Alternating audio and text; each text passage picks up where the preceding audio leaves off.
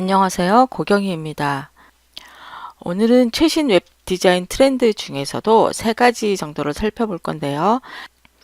가장 먼저 이제 반응형 웹 디자인을 알아볼게요. 반응형 웹이라는 것은 여러분이 뭐 말로는 설명하지 못하더라도 대충 어떤 건지 감은 잡고 계실 거예요. 그러니까 우리가 PC뿐만 아니라 뭐 태블릿이라든지 스마트폰 이런 기기들을 사용하게 되면서 여러 다양한 크기의 화면을 가진 기기에서 웹사이트를 들어갈 수가 있어요.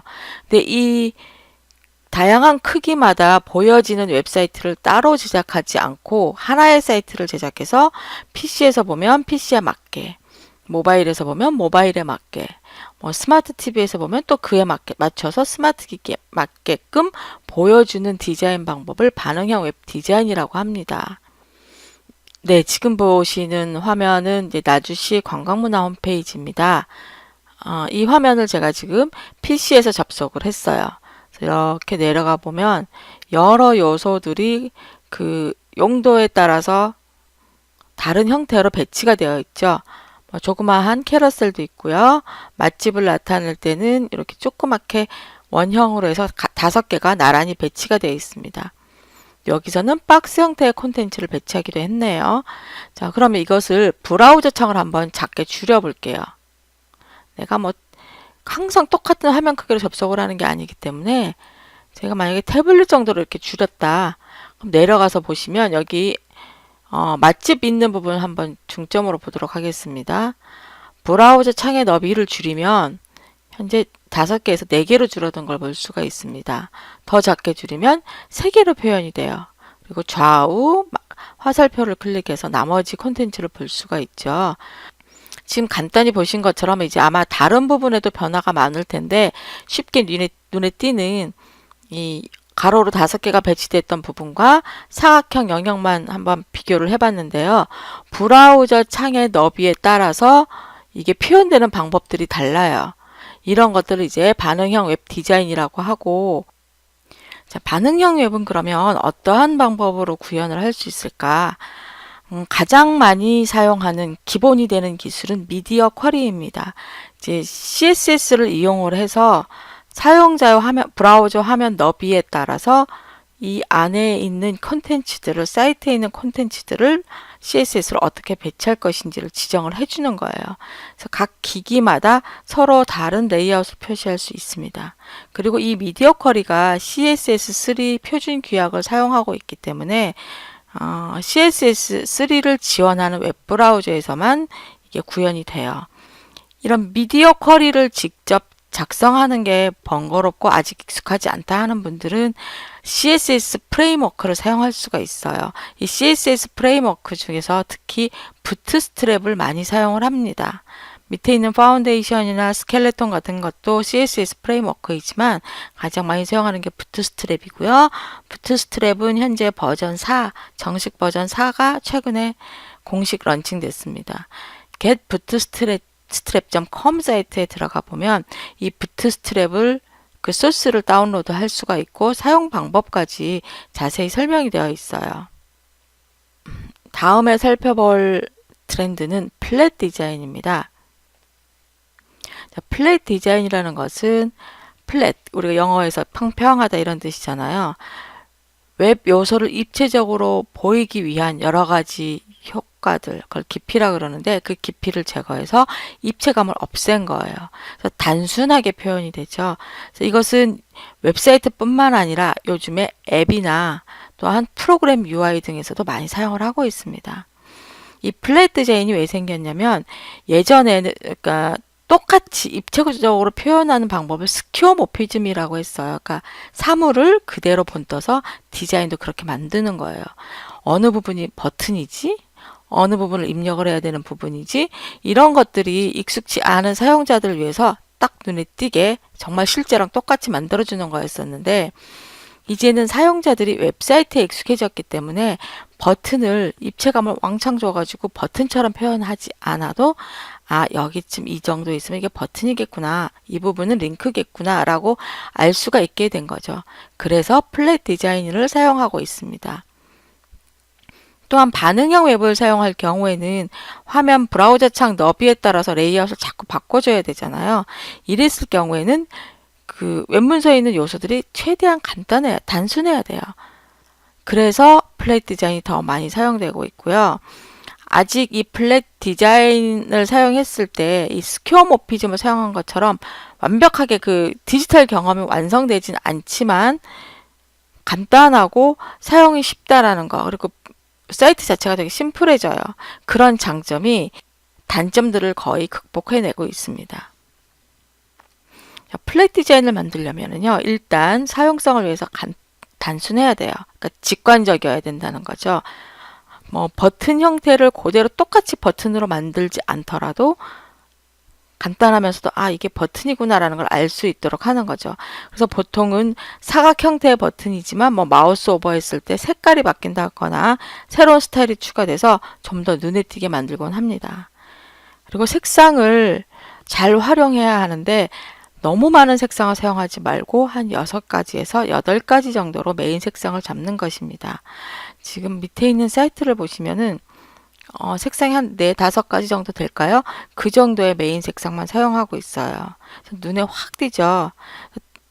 이 심플하면서도 그러니까 입체감이 없지만 눈에 확 띄어서 내용을 강조할 수가 있습니다. 그리고 이때 플랫 디자인을 사용을 할 때 타이포그래피를 잘 사용하면 좀 더 디자인이 살아납니다. 디자인은 간결하게 하지만 글자를 통해서 의미를 좀 더 강하게 전달을 하는 거죠. 그래서 요즘에는 이렇게 빅 타이포그래피가 인기를 끌고 있습니다. 아래 화면에서 보시면 이 밑에 그러니까 이 사이트에서 사용하고 있는 것은 동영상이에요.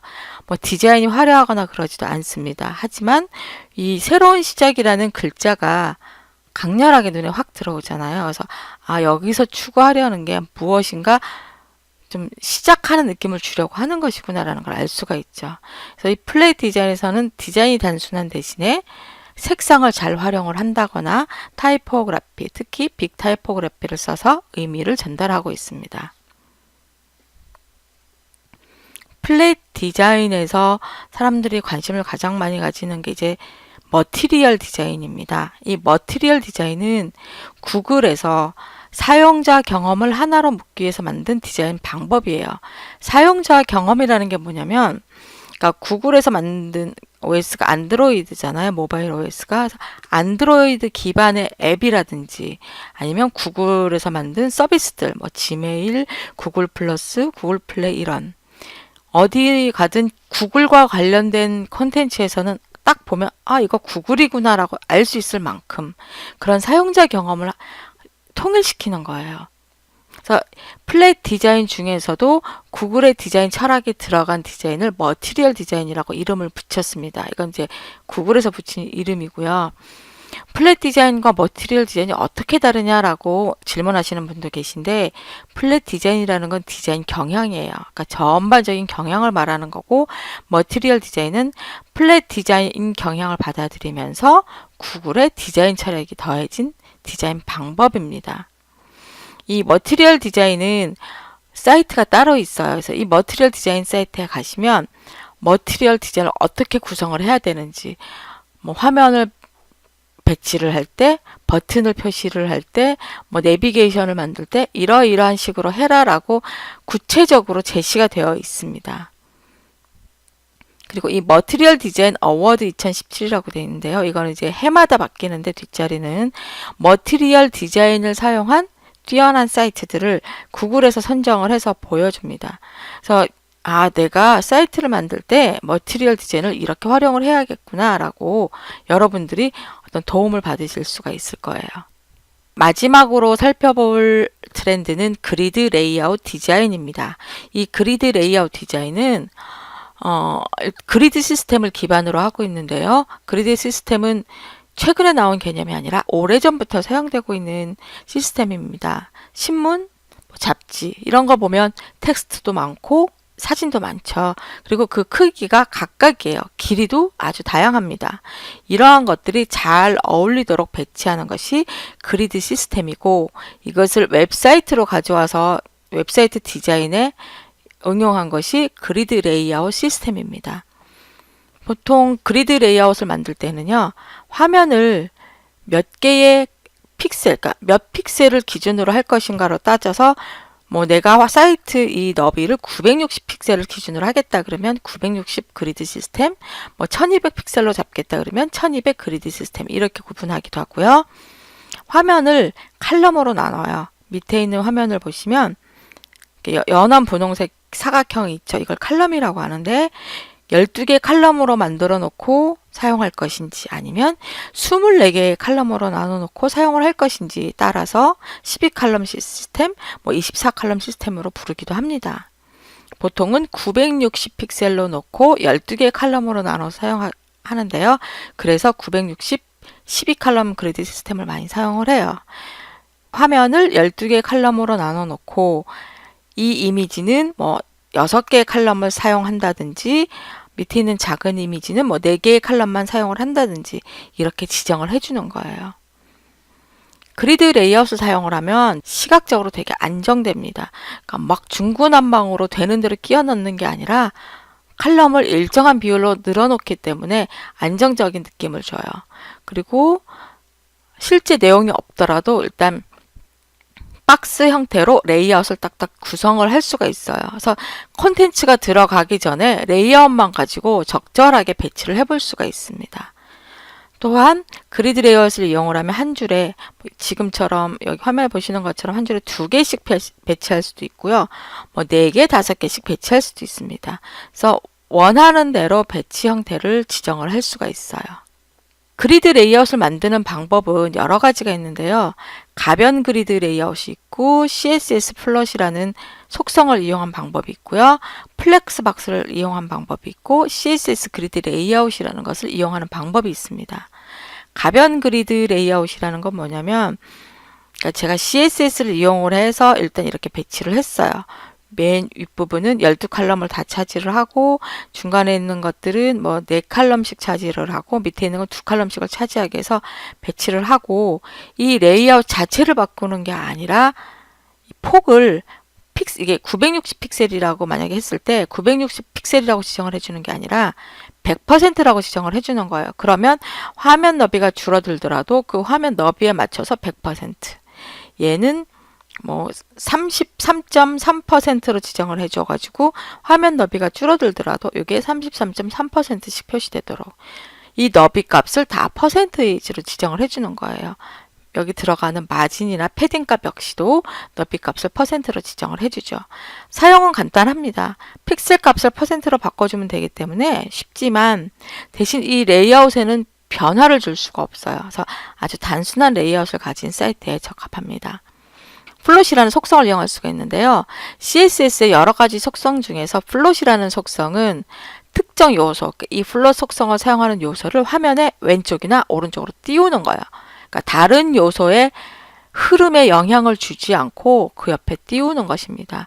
그래서 플롯 레프트 그러면 왼쪽으로 뜨게 되고요. 플롯 라이트 하게 되면 오른쪽으로 뜨게 되는 거죠. 이렇게 해서 좌우로 배치를 하는 것인데 이게 여태까지 사용하는 방법이긴 한데 내가 CSS에 익숙해져야 돼요. 뭐 왼쪽으로 띄우고 나면 그 부분에다가 마진을 지정을 해서 그 띄운 영역만큼 띄워줘야 된다. 그러니까 뭐라 그러지? 간격을 둬야 된다거나 이런 식으로 조절을 해줘야 되기 때문에 사용하기는 좀 까다롭습니다. 하지만 지금까지 가장 많이 사용하는 방법이긴 해요. 최근 들어서 각광을 받고 있는 방법은 플렉스 박스예요. 1번부터 5번까지 안에 들어가는 박스를 이제 플렉스 아이템이라고 하고 이 플렉스 아이템을 내가 원하는 형태로 늘렸다 줄였다 할 수도 있고 줄바꿈을 할 수도 있어요. 그리고 이 플렉스 박스 전체를 묶는 것을 플렉스 컨테이너라고 하고요. 이런 플렉스 컨테이너와 아이템을 사용을 해서 이렇게 콘텐츠를 배치할 수 있습니다. 레이아웃도 자유롭게 바꿀 수가 있어요. 가장 최근에 나온 표준안이 CSS 그리드 레이아웃입니다. 근데 아직 이것은 이제 표준화된 문법이 나온 게 아니라 진행 중인 문법이에요. 근데 플렉스 박스보다 더 유연하게 사용을 할 수가 있어요. 아직 표준화가 진행되지는 않았지만 대부분의 모던 브라우저에서 지원을 하고 있어요. 그래서 그리드 레이아웃을 사용하려는 분들은 플렉스 박스와 함께 CSS 그리드 레이아웃도 공부해 두시기를 추천드립니다. 곧 표준화가 완성이 되겠고 이미 모던 브라우저에서는 지원을 하기 때문에 충분히 테스트를 해보실 수도 있어요. 그래서 제가 앞으로 플렉스박스를 이용을 해서 사이트를 만드는 방법은 설명을 드릴 거고요. CSS 그리드 레이아웃에 대해서는 제가 간단하게 나중에 따로 설명을 드리도록 하겠습니다. 네, 지금까지 해서 최신 웹사이트에서 사용하고 있는 여러 가지 트렌드, 그 중에서 반응형 웹 디자인과 플랫 디자인, 그리고 그리드 레이아웃 디자인에 대해서 알아봤습니다. 감사합니다.